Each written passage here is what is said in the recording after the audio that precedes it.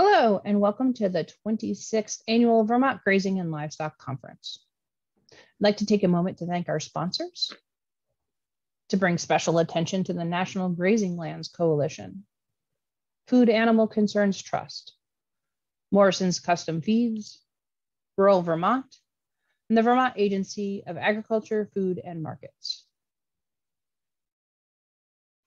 Please visit all of our sponsors' virtual booths for more information about their work. I'd also like to thank our partners. They help make our work possible throughout the year. The National Institute of Food and Agriculture, United States Department of Agriculture, Cedar Tree Foundation, and the Forrest C. and Francis H. Latner Foundation. And now I'd like to talk a little bit about how to use Whova to improve your conference experience. During the sessions, we will take Q&A from the audience. You will submit your Q&A questions under the Q&A tab to the right of the session recording. If you blow the session recording up to full screen, you will lose the tabs to your right. So just remember that you'll have to minimize them, the screen, when you have a question in order to put your question in the Q&A tab. You can also see other attendees' questions.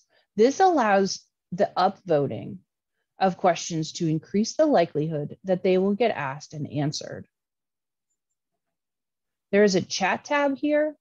This is for you and other attendees to share your wisdom. We will also use it to post resources from the presentations. And you will also find the live captioning link here in the chat tab. For the live captioning of each session, you will cut and paste that link into a new browser window. Please use Google Chrome as your browser. There's also a polls tab and a community board tab. The polls tab will help you provide feedback to the presenters. And the community board will allow you to connect with other attendees.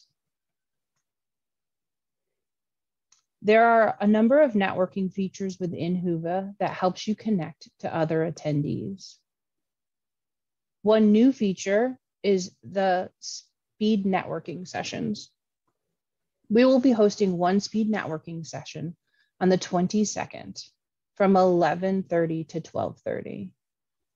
This is an opportunity for farmers to sit together and chat at a virtual table. Every 10 minutes, you will be shuffled to a new virtual table, but you'll have a chance to introduce yourself and say hello to new and old friends. You can also email, text, or video call other attendees. You can do this for the next 6 months. For the next 6 months, you can host a virtual meetup or create a discussion group on topics of your choice. Again, please use Google Chrome as your browser, and you have this capability for the next 6 months. Did I mention that you can host a virtual meetup or start a topic discussion group? So this is under your community tab on the left. And there are a number of features where you can start to network with people who have similar questions to your questions. Thank you for participating and spending the time with us for the 26th Annual Vermont Grazing and Livestock Conference. I hope you enjoy the content.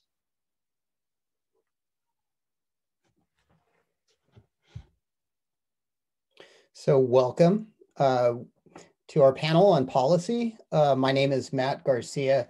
I own Taste for Good Farm in East Thetford, Vermont, where I raise cows and sheep and of course grow grass. I'm also a board member of the Vermont Grass Farmers Association since 2019.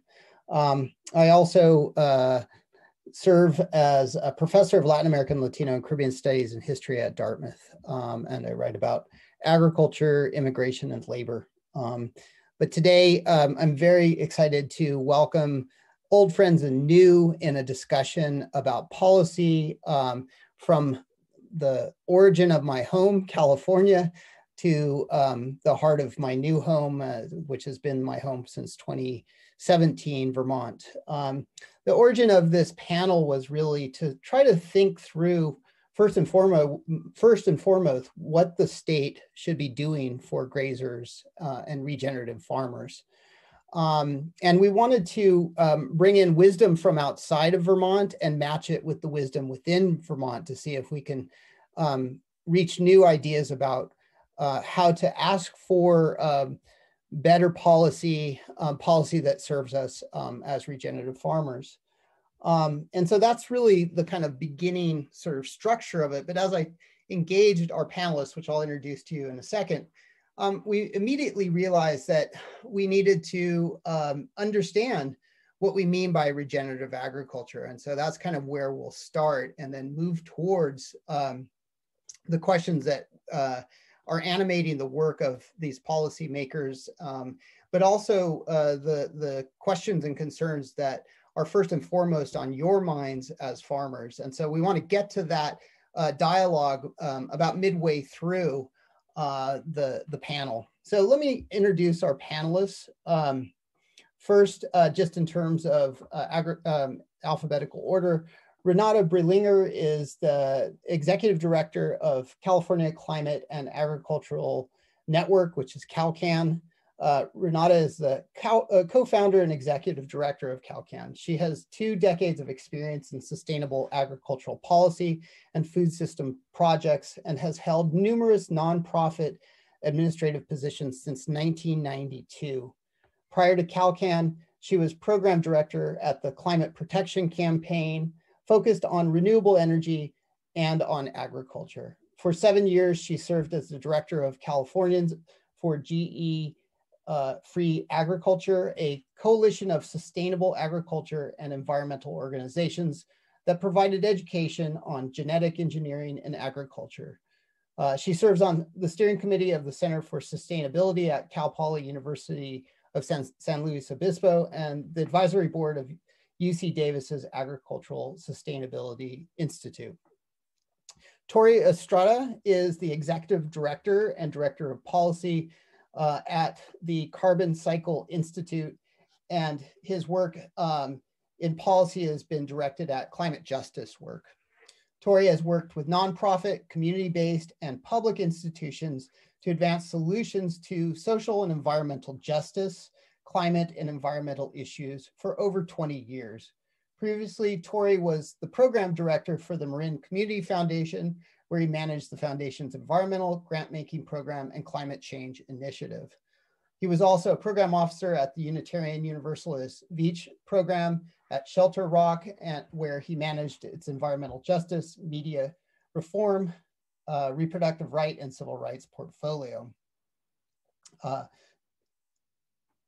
And a very long list of accomplishments. I will cut to how I knew Tori. Tori and I were roommates at UC Berkeley, where he got his undergraduate degree in environmental science and ecological anthropology.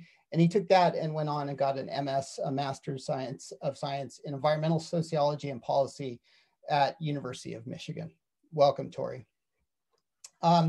Graham Rufinok is the policy director for rural Vermont, and he's on the board of rural Vermont for a number of years. And he's now transitioned into a part-time organizing role for that organization, and he's been in that role since January 2017. Graham's work at rural Vermont focuses primarily on grassroots organizing, coalition development, and policy. Graham grew up in East Montpelier and currently lives in Plainsfield, Vermont.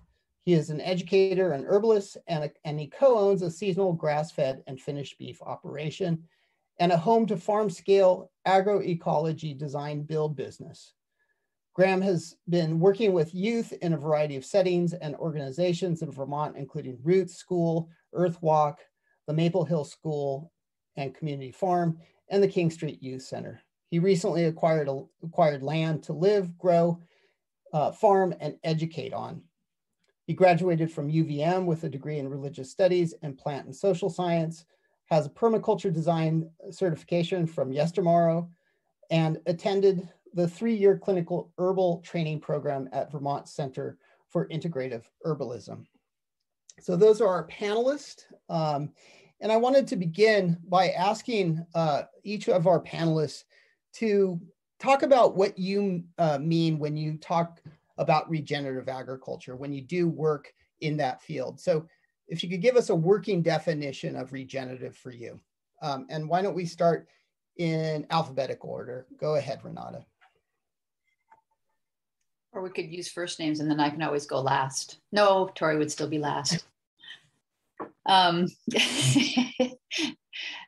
take a shot at it. We actually don't, at CalCan, we don't use the term regenerative agriculture very much. Sometimes it's audience dependent to some extent. But because we operate mainly in the policy arena, we tend to stay with organic and sustainable. Worn out as the latter is, and I think we probably agree on a critique about sustainable agriculture,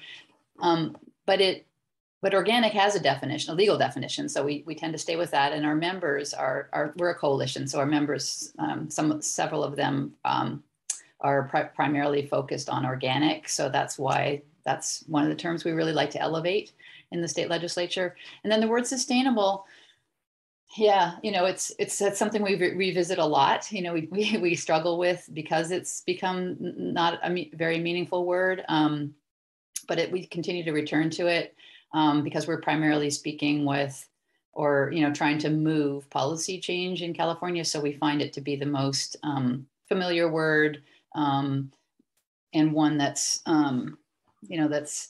that doesn't sort of trigger people right out of the gate, with being too radical.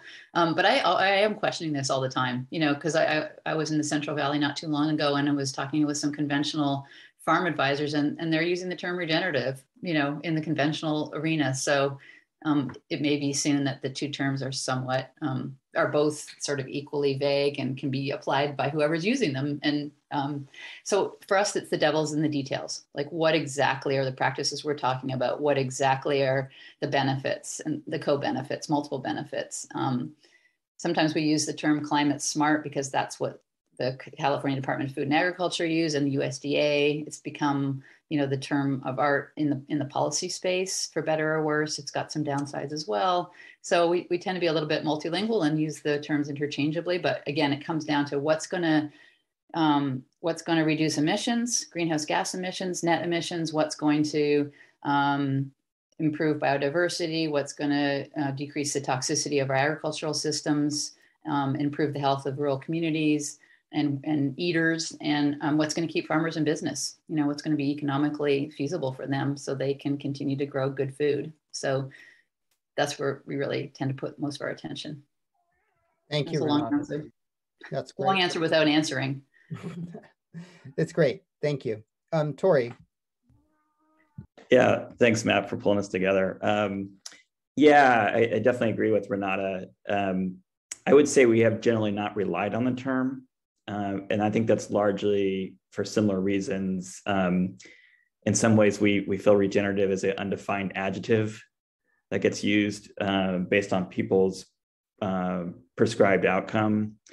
But in some ways, it's been overly defined to the point where sometimes it's not really clear what it means. But if I were forced to define it, I guess I would define it more generally, at least in the context of our work, which is where we come from. And this has been a learning process for us. So one way we've thought about it is regenerative ag could be the profession, could be partly art and the science of land and farm management that could be broadly focused on improving ecosystem services, on farm. So enhancing biodiversity, could be around watershed and soil health indicators, and certainly focused on climate drought resilience, could be broader. To be clear with the audience, it doesn't solely define us, but in some ways it does. Our mission is focused on climate change. So we actually believe in the proposition that sort of land and agro ecosystem management, if you want to think about farms as ecosystems, which they are, and they're dependent on those ecosystems, that we can produce food and fiber while addressing climate change and some of the drivers of that, including soil carbon. But our fundamental approach has been to work in partnership with land stewards and ranchers to identify all the different kinds of strategies to get to these outcomes, whether it be regenerative or otherwise. And why we feel that's important is that even if you could drill into principles and practices of regenerative ag, that at the end of the day, how you get there is really land, ecosystem, and farm operation dependent. So actually, it's going to be the diversity of those approaches that are, in a way, will define regenerative ag. And then just to explain, to use this opportunity to explain a little bit how we're approaching this is, and we spend most of our time actually not doing policy, but actually engaging farmers in it's kind of old school. We do whole farm conservation planning, where we're actually centering discussions around carbon, solar energy, soils, and how you grow grass as a center of farm management. And so in some ways, we're trying to create a platform to enable farmers to have the time, the resources, and the partnerships to innovate, towards these concepts. And certainly we feel that using carbon as a currency to drive ecosystem change is an important conversation. So for us, in some ways, defining regenerative ag is the work. It's sort of convening learning sessions and workshops and being able to train people around that. And then our policy work is really driven by the innovation we see on farm, and then asking the simple question at the local, regional, state levels, like, what do farmers need to scale and share those innovations, right? So I think that's how I would respond to that question. Thank you, Tori. Graham, ball's in your court. Please let us know. We had a great conversation. It spurred this first question, I think. So, Graham, what do you mean when you talk about regenerative agriculture? Yeah, thanks, Matt. And thanks, Tori and Renata and VGFA. I am excited for when we can do this all in person again. I missed the conferences. Just getting the chance to see everybody. But it sounds like we're in sort of common company on this panel. In general, at rural Vermont, and me personally, are not for the most part using the term regenerative agriculture. We're alternatively trying to say specifically what type of outcomes or practices we're talking about. Renata specifically mentioned a number of these things, from biodiversity to lessening toxicity in the environment to, carbon or organic matter. There's various things we could talk about. But instead, we're trying to use terms like agroecology or food sovereignty to describe the types of outcomes, values, goals, we have related to agriculture and the movements and communities we support and are allied with.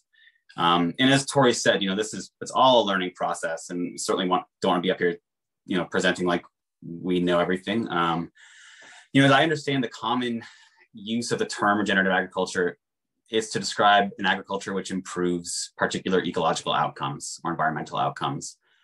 But it's commonly used to describe very different outcomes and very different practices. And in this way, it's unclear what it exactly describes. It becomes somewhat ambiguous and contested space. In 2017, actually, rural Vermont did a sort of a tour around Vermont's communities, where we had these community conversations, and it was sort of under the banner of a just transition to regenerative agriculture. And gosh, we faced all kinds of feedback to using that term regenerative agriculture, both from small organic farmers and from larger conventional farmers. It tends to reduce the concept of regenerative to environmental and ecological terms alone, at times to a few limited outcomes, reduce phosphorus runoff, et cetera. But existing communities, farms, and movements have well-established language, such as agroecology, such as food sovereignty, which describe a more holistic vision for an equitable, just, and environmentally healthy and regenerative agriculture.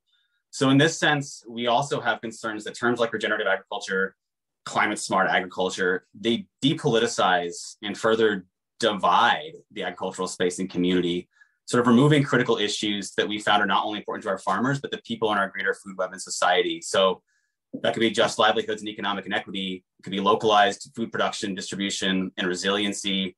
It could be healthcare, elder care, childcare, education and training, youth agroecological literacy and education, racial equity, gender equity, and one of the very foundations of being a liberal democracy, political agency and voting rights.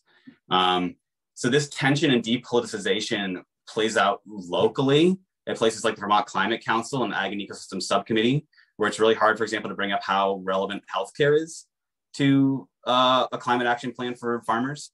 And it plays out in international venues such as the COP climate change summits and the UN, where the Food Systems Summit this year was boycotted by the civil society organizations representing farmers and peasants from around the world due to its increasingly corporate dominated representation and policies.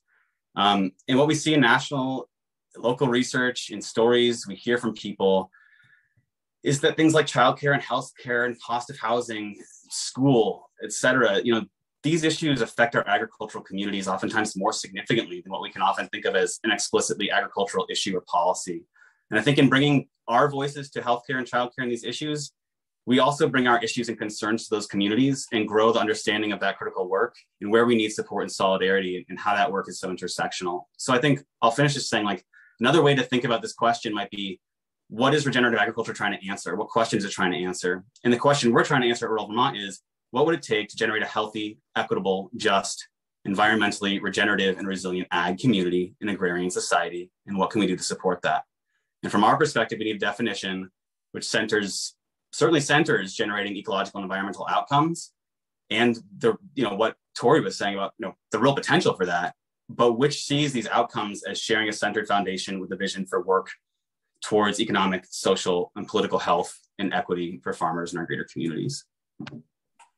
Great. Thank you, everybody. I think we've established that the words are often a moving target, and it really gets defined by action, by the work that you're doing. And so I want to move from the abstract to the concrete now, and I want you to talk about a policy that you've been engaged in, whether it's proactive or reactive, that is helping carrying out your vision for what we've deemed regenerative agriculture, but basically the values that you're trying to achieve.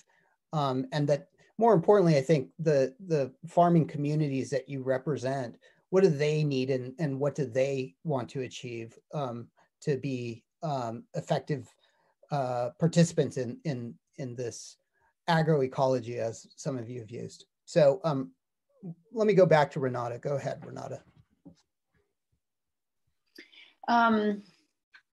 Let's see. I think the way we've approached the challenge of shifting, the massive agricultural system that is in California is to focus on the incentives, focus on how, not just incentives, but other resources as well that farmers and ranchers might need in order to make a transition or ideally a transformation, So, that takes several forms over the years we've been doing this work. But it sort of falls into three categories of types of resources that we think farmers need. One is technical assistance. One is, and Tori will probably talk a fair bit about that, I bet, that they're one of the leading organizations working with the resource conservation districts in California to provide that sort of knowledge base for growers and that support. Another category is research, just having good sound science. So we know, what the outcome, we can sort of have some sense, increasingly better sense over time of what practices will lead to what outcomes, whether our aspirations are lining up with scientific reality around that. And then the third is just financial payments, grants, preferably, or cost shares for farmers and ranchers to help them sort of deal to acknowledge the risks inherent in making a change. Anybody in any walk of life, when you change something in your life, it can have there are barriers that need to be taken down, and sometimes there are risks, and economic or otherwise, to changing your practices, to changing the way you do something. So you need that package of things. You need the information about what to change. You need the technical assistance to help you figure out what new skills and equipment and plans and you need, and then you need probably in some cases, you need some money to encourage you to get over those humps, like we've seen with, say, the renewable energy sector, where for 30, 40 years, we've been subsidizing the transition to renewable energy.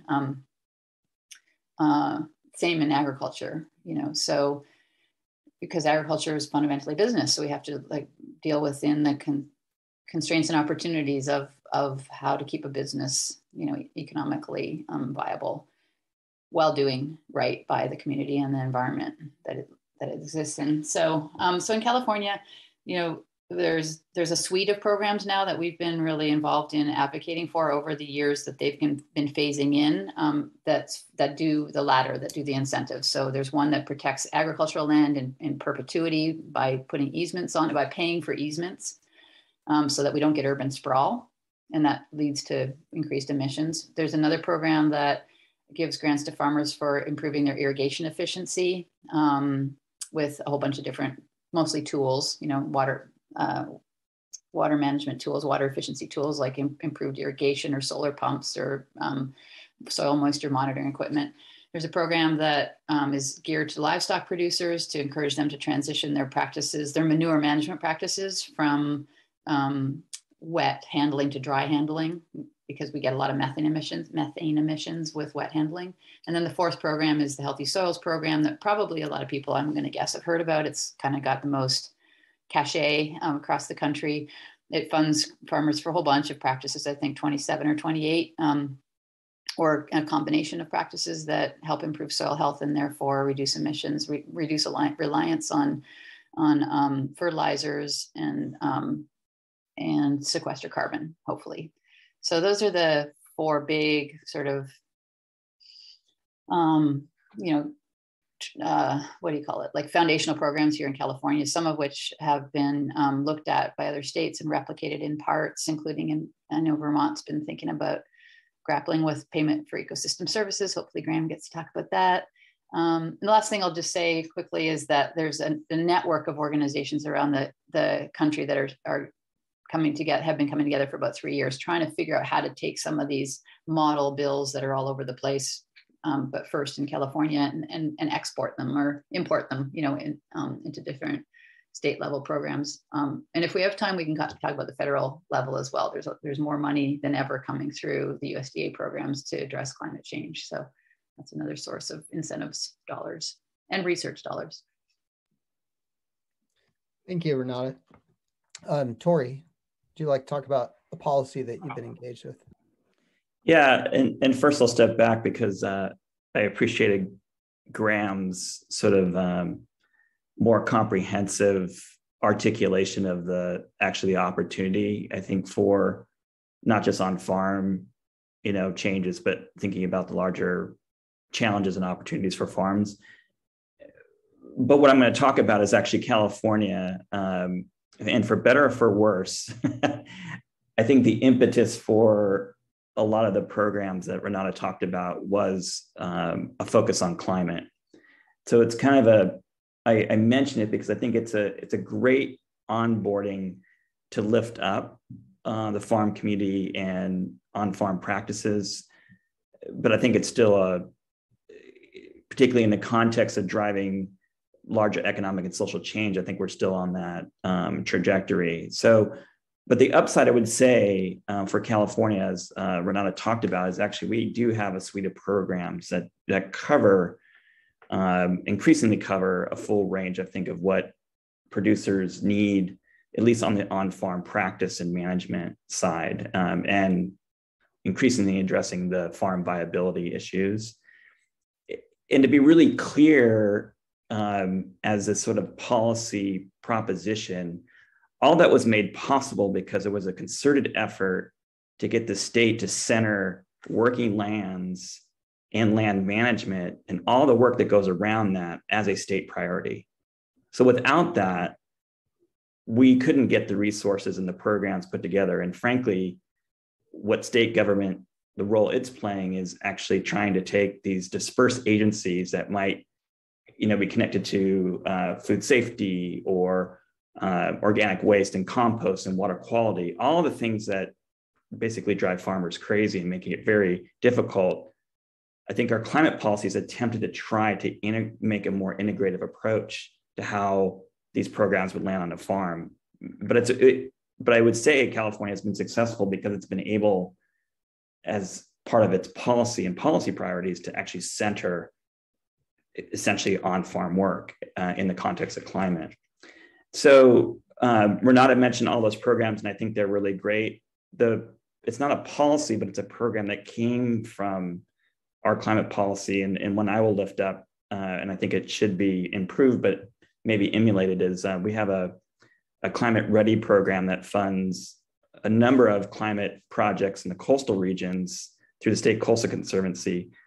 And the reason why I raise it is because it's one of the very few programs that will fund the suite of farmer needs around. You could start from applied research and experimentation and sharing the information, to doing capacity building at a local level in terms of technical assistance and capacity building for farmers and their partners. But it's also funding implementation and monitoring. So the program has been great because the staff actually get out in the field.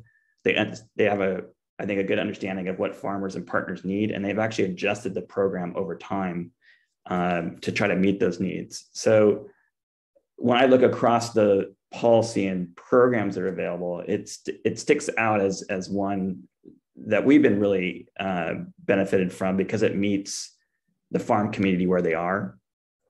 And frankly, it's going to be interesting as that program evolves, because we do have a strong parallel focus on economic and social justice about how these climate programs will have to integrate those concerns. So, but I think where our climate policy is disconnected, and Graham's comments particularly important, is our climate policy is not connected to larger rural development strategies.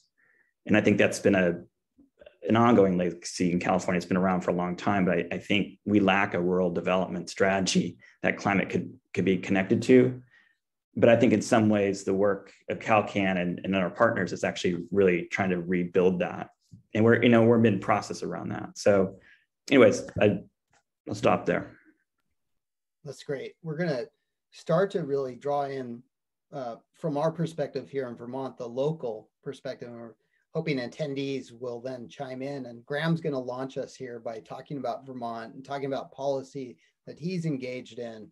And I think from that, we're going to transition into this kind of interstate conversation here. So Graham, please share your policy that you've been engaged with. Sure. Thanks, Tori and Renata. And I also want to lift up this National Healthy Soils Policy Network that Renata was instrumental in sort of getting going. And I haven't been able to attend much, but it's also been a great way for folks to share this information across the country. So stepping back to Vermont, or into Vermont, because we're here, citizen advocacy can be really effective and important in Vermont. I just want to start with that.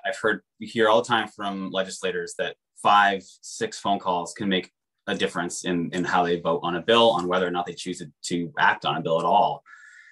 And for this conversation, I might start with something that's relevant to a lot of folks here, which are the on-farm slaughter laws. And I think this is a notable story because the reality with policy is that improvements are not permanent. They're often small steps. They often need to be defended over time. And there is always the possibility that when we open up something for potential improvement at the policy level, that we will face efforts to push us further back. So I'll start with on-farm slaughter of four-legged animals, but it's worth noting too that on-farm, the allowance for the sale of on-farm slaughtered poultry, starting at 999 birds and now up to 20,000 with various levels of need for farm-based requirements, was an achievement of farmers and of rural Vermont and other allies in the late 2000s.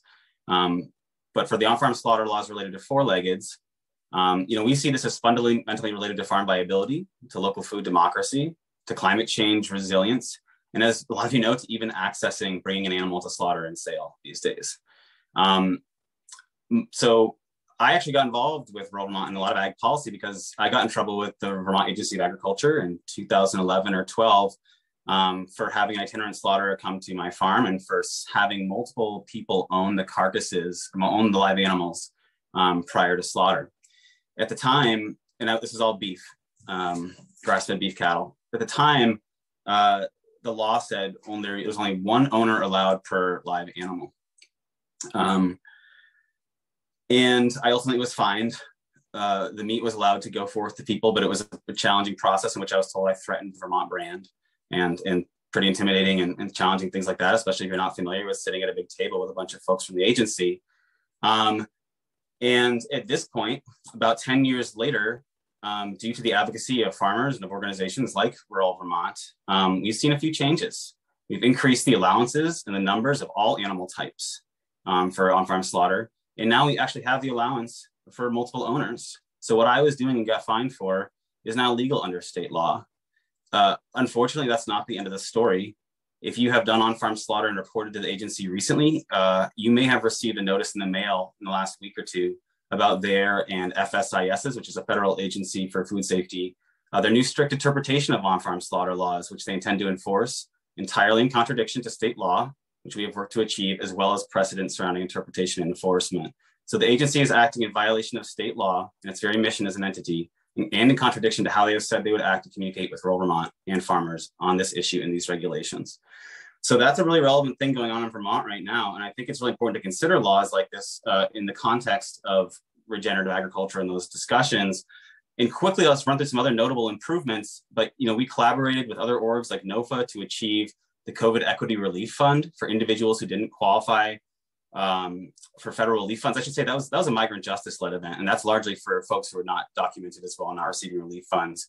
The one I was thinking of previously was the COVID Relief Fund for non-dairy and forestry operations in Vermont, where we got about $7.5 million, where prior there was only money for dairy farms. We worked with mock grass farmers and others on an ag shelter law last year, where we didn't get exactly what we want, but I think we covered our bases and made sure people are protected. Laws like raw milk, the new NRCS changes around agroforestry practices in Vermont, poultry foraging on composted food scraps. There's all kinds of things going on right now. And I think Renata was right to mention the payments for ecosystem services and the larger climate action plan in Vermont. And I think what I'd say about those both right now is they're in development. There's a lot of room for affecting them. It's also challenging to affect them. And there's some inertia and momentum in different quarters pushing things in certain directions. And I think locally as well, there's existing national local programs like the federally approved practices program for the agency, EQIP, CREP, CRP, these NRCS programs, et cetera. There's going to be a lot of room to improve these programs in the next few years with the emphasis on climate change right now. So I just encourage folks to have their voices heard about what programs are important to them, what's working, what's not, what would be helpful. And I'll leave it there for now. So when we talked, Graham, you talked about how you access what farmers need and want. And you talked about a survey called Groundswell in 2016, 2017. And it kind of links up, and it's sort of a question, I think, for Tori and Renata, because you're talking about how you're trying to be in touch with farmers. And that seemed to be, really a kind of model for how to communicate with farmers, get knowledge from farmers, and to kind of build policy around their perspectives and needs. So I'm curious, how do you gain that perspective, especially in a state, both of our states, yours, of course, Tori and Renata, range climatically, geographically, but also Vermont, divided by mountains and very different types of agriculture. So how do you close the gap and try to understand what farmers need in terms of enacting policies that will serve them? I'm happy to start there. It really depends, but I think it's important for our organization, at least, is that, we're a grassroots farmer and member-led organization. We used to have 100% farmer board. We're now not 100% farmer board because it was just unrealistic for farmers to make that kind of time and provide everything a board needs. But we form working groups, for example, around subjects, whether it's raw milk, on-farm slaughter. Folks may be getting, if you're interested in on-farm slaughter working group developing right now, please be in touch with Caroline Gordon or myself at Rural Vermont. We do online surveys. The tour you mentioned, the Groundswell tour, was in 2017 prior to COVID. And I should say that, COVID makes it challenging. But that was a in-person visits to 6 sites around the state over a number of months, where we tried to have big 3 or 4 hour long conversations that centered, what are the needs in this community? What are the barriers to those needs being met? What are the opportunities for overcoming those barriers and meeting those needs? And how can we be of service to that, essentially? And I think that's a question we all need to be asking frequently. I don't think we have the right answer for doing that. And I'm sure there's a lot of people out there who feel like we're not hearing them, and folks who feel like we are. So I'd say it's also incumbent on folks to reach out, to make your voices heard. We try to get out there and do the best we can. I know for our organization, we also try to work in collaboration with others. NOFA, Farm to Plate, the Champlain Valley Farmers Coalition, and others. Even if we don't always see eye to eye with folks on a policy, we can still talk to them about what they're hearing from their members, from farmers, from community members. And that's really important. I'll leave it there for now and let Tori and Renata speak.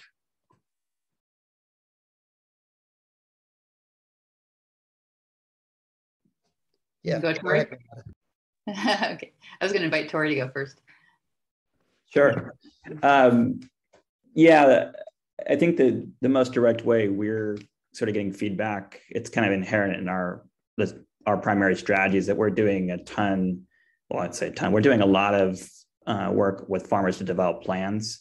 So as part of that planning process, we actually are getting inundated with totally a broad brush of needs that are not limited to climate or to policy. And so we use we have a carbon farming network, which is both practitioners and farmers who are doing on-farm planning. So we use that venue. And then we actually have a ongoing monthly conversation cafe hours with practitioners and farmers, where we're not only working through questions, technical questions, but we're actually hearing directly from farmers and their partners about the myriad of needs that they have. I think our challenge has been trying to figure out how to translate those into state policy. And in some cases, local policy is a much more viable venue for that. So that's a quick answer to that question. Yeah, this is a really live question for us too. 400 crops, 77,000 farmers, tremendous ecosystem diversity, scale diversity. It's really hard to figure out how to be representative of what, especially when our sort of motivating driver is climate change. So, there are those that argue that we should be just focusing on the biggest, guys, because they have the most land mass, to make a contribution. That's not what we ascribe to, but that's, an argument out there.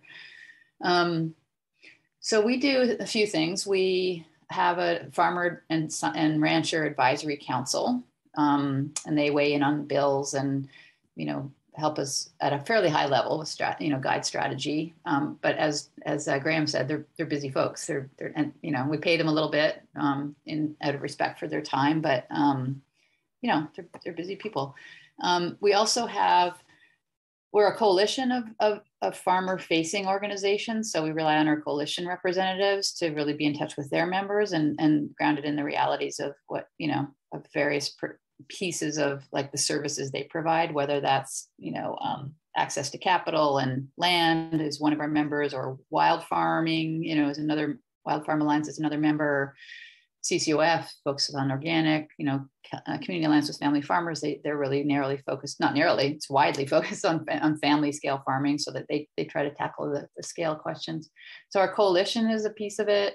And then we whenever we're going to develop a new area of expertise or a new position on something, we try more and more to form, I think Graham was saying this too, task force or ad hoc working groups to learn from, and then be accountable to loosely. They don't have a vote, but they're, we do feel that responsibility, to as much as possible reflect that wisdom and those experiences in the work we do. And the last thing I'll say is that, it's one of the biggest challenges for us being a white-led organization in a predominantly white space. Agriculture is still, statistically mainly white, far above 50%, it's 80 something percent in California. is like getting the perspectives of farmers of color, getting those experiences into the space and into the room. And, and there's all kinds of institutional barriers, there's trust barriers, there's just language barriers in some cases, again, capacity barriers, and the smaller farmers, have that much less time, so, and a lot of farmers of color tend to be smaller, although I don't have statistics on that. I'd be curious to see the connection between scale and race, but that's not, as far as I know, available data. So that's a growing edge for us, how to with liaisons or intermediaries or others, build that trust in those relationships over time, so that we're able to have direct conversations, with a wider diversity of farmers, race-wise. Great. Well, we haven't gotten any questions yet, so I'm just going to personalize this a little bit. And oh no, yes, actually we do. So Kelsey shares, as we bring legal tools to bear to promote agriculture to change and stride with our environmental realities, what have the panelists heard advocated for towards regulatory approachability? The law is ever changing, and legislatures sometimes draft complex frameworks. Small and mid-sized farmers are underserved by the legal community and some of the least able to afford legal help. So, anybody want to take a shot at that?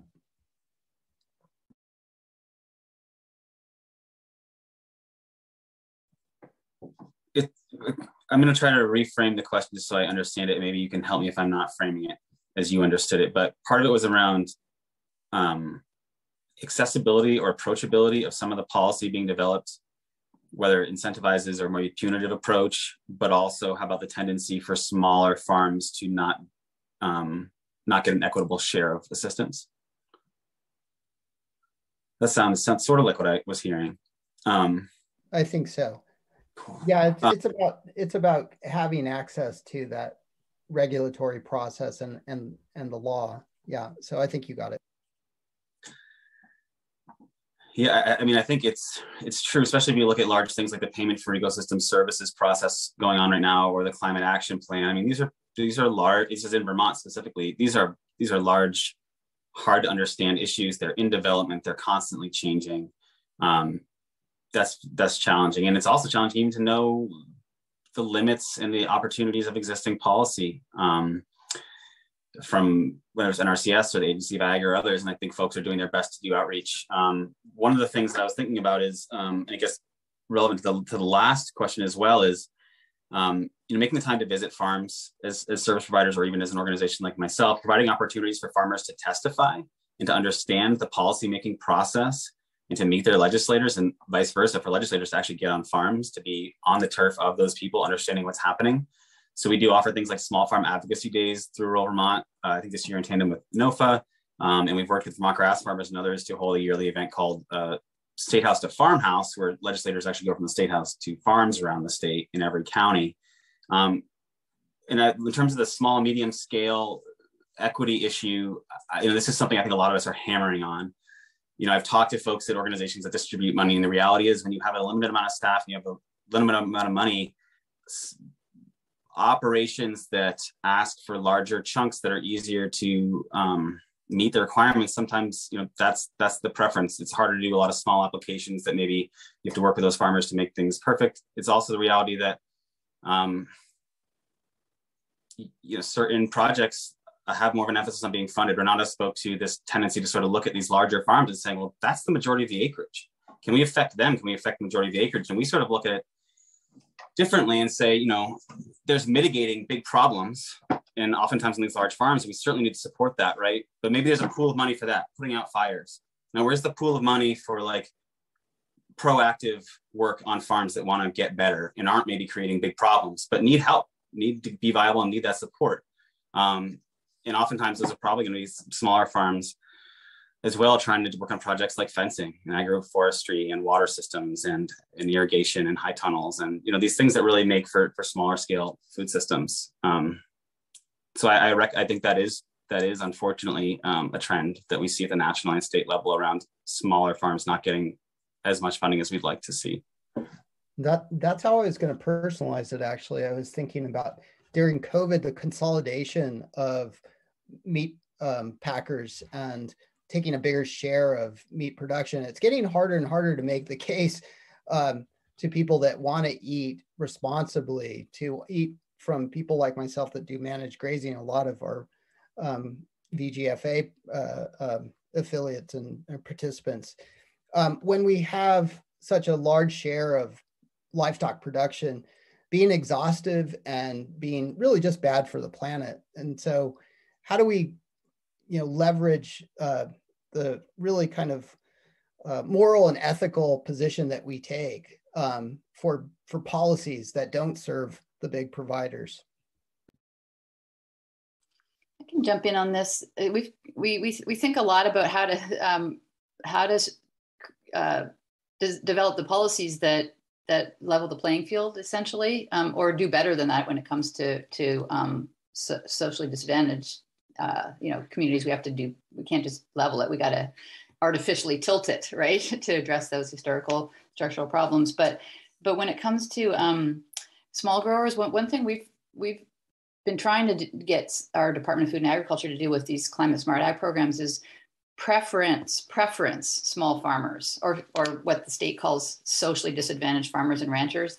Those aren't the same. Small, it doesn't necessarily equate to socially disadvantaged farmers and ranchers, but we encourage CDFA to put those folks first in line so that so everybody who applies and who does who meets the criteria of the grant proposal of the grant program, who's also a socially disadvantaged farmer and rancher would get to the front, would get their grant. And then whatever's left goes to anybody else. That approach has really worked well in one of the state programs. That CDFA chose to do that with the water efficiency program. And we saw 44% of the grants that went out went to socially disadvantaged farmers and ranchers. Now, that's not the same as small. As I said, some of those growers are medium size or even large, but it did prioritize folks of color and women. That's how our state defines it. But then in contrast, the Healthy Soils program, the Department of Food and Ag did not put to the front of the line socially disadvantaged farmers and ranchers, and only 20 or 22% of the grants went to those farmers. So it really shows the power, of a program implemented. This wasn't a legislative thing. This was at the implementation stage. CDFA has the ability to change their own rules or their own design, to address equity.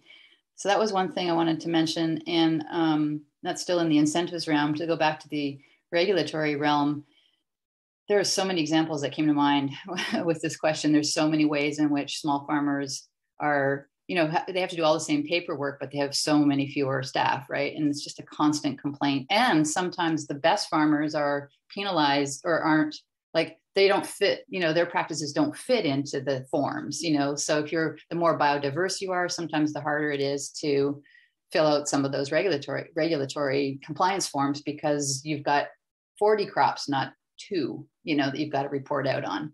So we haven't done a lot of work on this, but one of our farmer advisors is always, encouraging us to do more to address something called the Irrigated Lands Regulatory Program, which basically tries to regulate nitrogen groundwater contamination. That program treats organic farmers who use cover crops and compost and so on the same as those who use synthetic fertilizers. That the program is agnostic on the practices. There's one region of the state where they're experimenting, they're piloting a different approach where they actually give credit for those organic nitrogen sources, so that their score essentially, in terms of groundwater contamination comes out better. And that's something we didn't have anything to do with that, but we're looking at that as with some hope that maybe that could be scaled up over time. So, and then one other example in California is the regulation of groundwater usage. It's long overdue, but the way the program's been implemented, it doesn't take into account the fact that smaller farmers and often farmers of color don't have as much money to comply with the regulations and may go out of business, may be forced to fallow. They can't drill deeper wells in times of drought. They don't have the capital to do that. They don't even own the land a lot of the time, to make those kinds of decisions or or risk the investments, the really expensive investments. So these are things we really try to use policy to address. And the last thing I'll say is around equity. Again, I'm kind of mashing up equity with scale. It's not a perfect overlay, but so I realize I'm being a little bit cloudy here, but it might be worth folks in Vermont taking a look at the Farmer Equity Act that passed in California some years ago. Tori, 2017 or 18, I forget when it passed. 2017, yeah. Yeah. Again, CalCan supported it, but didn't lead on it. But it's been really helpful. So basically it says that the Department of Food and Agriculture hasn't done a sufficient job of serving farmers of color and women. And so it put a staff person in place. It requires a report on a regular basis about how much, the progress they're making on that. And it's something we've used to point to as like a mandate, to do what I said earlier about prioritizing farmers of color. So it's a bill that might be useful if you haven't got something like that in Vermont to take a look at, because it can provide that like legislative direction, for things we probably want to see built into the programs. Thank you. We have 4 minutes left. I thought maybe because we have a local question and it's pertaining to on-farm slaughter, which is on everybody's mind right now in Vermont. So there's a question about the new requirement that owners of animals being slaughtered be on the farm, or that the farm owner actually kill the animal themselves. So they're really worried about, having a farmer forced into trying to kill an animal themselves with no experience in training. And so, Graham, I wonder if you could speak to that. I can speak to it to the extent that I can say that interpretation of the law, which the agency is sending these notices about, which they are saying is coming from the FSIS, is in contradiction to the Vermont state law and to how we've seen FSIS interpret things historically. So we were very concerned about the agency putting out these notices to folks, essentially saying that the owners of the animals, the owners who the farmer is selling the animal to prior to the animal slaughter would be required to be on site. So for example, if I was slaughtering one of my beef on site and there were 4 owners, one per quarter, split halves, whatever, all 4 of them would have to be on site and they would have to arrange for the slaughter or slaughter the animals themselves. Not only is that impractical, it's also not safe from a COVID perspective, from a farm safety biological contaminants perspective. It doesn't make any sense. And all I can say is, please be in touch with us, be in touch with your representatives locally and federally, because this is becoming a federal issue. We might be working with other states to try to push back more on the feds about this. Thank you. I'm sorry that we're all dealing with this. Yeah. Last question for a couple minutes here.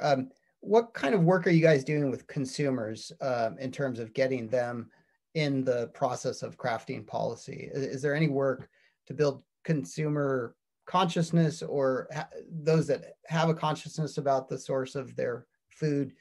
Are they engaged with you in any way?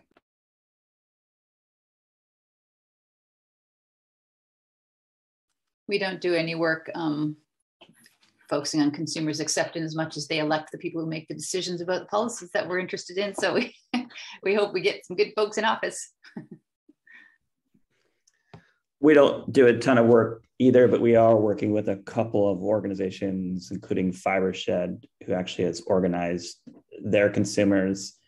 That's been mostly focused on local policy, particularly climate and actually slaughter processing policy. But yeah, I think it is a powerful tool. I would say organizations of my size or even bigger have some challenges around that level of organizing, but I think it's something that our partnerships should be thinking more about in terms of organizing those folks. I think California is certainly out there for sure. Yeah. Well, thank you, Tori, Renata, Graham. Appreciate your time, and I look forward to seeing the products of your good policy work. So thank you. Thanks so much. Yeah, take care. Yes. Thanks, everybody. And tomorrow we begin at 10 a.m. So make sure to be back. Thank you.